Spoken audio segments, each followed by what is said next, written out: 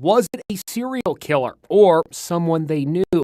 One of the nation's top criminal profilers, Dr. Casey Jordan, is weighing in. You could have somebody who is a potential serial killer who has been thinking about doing something like this for a very long time. If the fantasy was fulfilled, then the fantasy will bloom even larger. And very often you're going to find a perpetrator who feels compelled to do it again. But Dr. Jordan says another, perhaps stronger possibility, they were acquaintances. Could this have been a fellow student? Statistically, it's most likely to be someone from that community.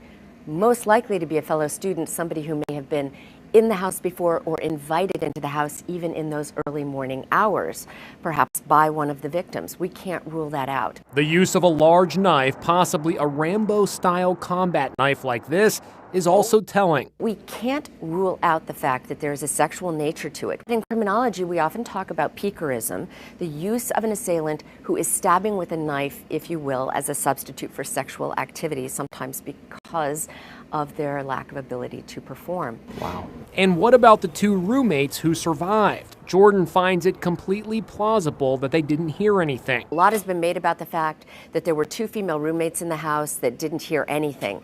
It makes sense that the victims were sleeping, caught by surprise, and perhaps the stabbing quieted them instantly, so that each one of them didn't even know what had happened to the others, and the two roommates who survived had no idea until they woke up at noon the next day what had happened. I think these roommates are traumatized. I don't think they had anything to do with this attack. How difficult of a case is this one to solve?